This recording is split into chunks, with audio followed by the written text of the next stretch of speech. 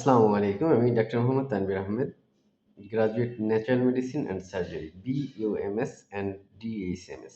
প্রিয় দর্শক, আশা করি সকলে সুস্থ এবং সুন্দর আছেন এবং সুস্থ এবং সুন্দর থাকতে অবশ্যই স্রষ্টার কাছে প্রার্থনা করতে হবে। কেন? কারণ আপনি সুস্থ থাকার জন্য পৃথিবীর সকল আয়োজন করলেন। অপরদিকে কেউ একজন সুস্থ থাকার জন্য কোনো আয়োজনই করতে পারল না। তার মানে কি এই আপনি নিশ্চিত হয়ে বলতে পারবেন যে আপনি সুস্থ থাকবেন? না, ইটস কোয়াইট ইম্পসিবল। অবশ্যই আমাদের সুস্থ থাকার জন্য সচেতন হতে হবে এবং সেই সচেতনতা অনুযায়ী আমাদের লাইফস্টাইল মেনটেন করতে হবে। সকল কিছুর ঊর্ধ্বে স্রষ্টার দেওয়া,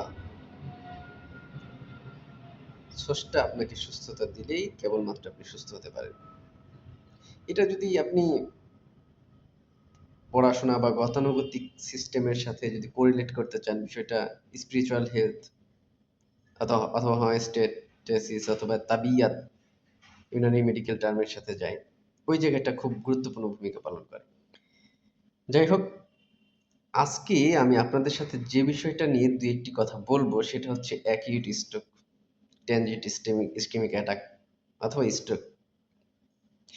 এটি এমন একটি রোগ যেটি হঠাৎ করে এসে আমাদের এলোমেলো করে দিয়ে যায়। এর কোনো পূর্বাভাস আমরা সাধারণত পাই না। এর কোনো পূর্বাভাস সম্পর্কে আমরা জানি না যে আমার স্ট্রোক হতে পারে। এ ধরনের কোনো সিমটম আমরা সাধারণত ধারণা করতে পারি না। সুতরাং তাহলে আমাদের করণীয় কি?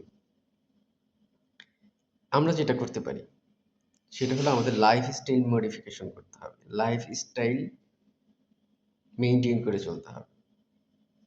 দ্বিতীয় একটি গুরুত্বপূর্ণ বিষয়, যার জন্যই মূলত আজকের এই ভিডিও, সেটা হলো একটা পূর্বাভাস আছে।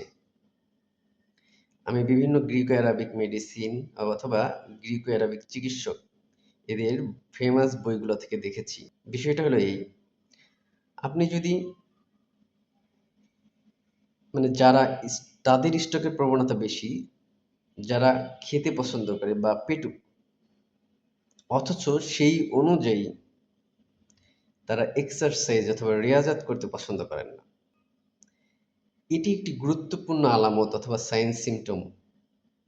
তাদের স্ট্রোক হওয়ার প্রবণতা বেশি। সুতরাং সুস্থ থাকতে অবশ্যই সচেতন হতে হবে। সুস্থ থাকতে স্রষ্টার কাছে প্রার্থনা করতে হবে। সুস্থ থাকুন, সুন্দর থাকুন। আসসালামু আলাইকুম। Thank you. Thank you.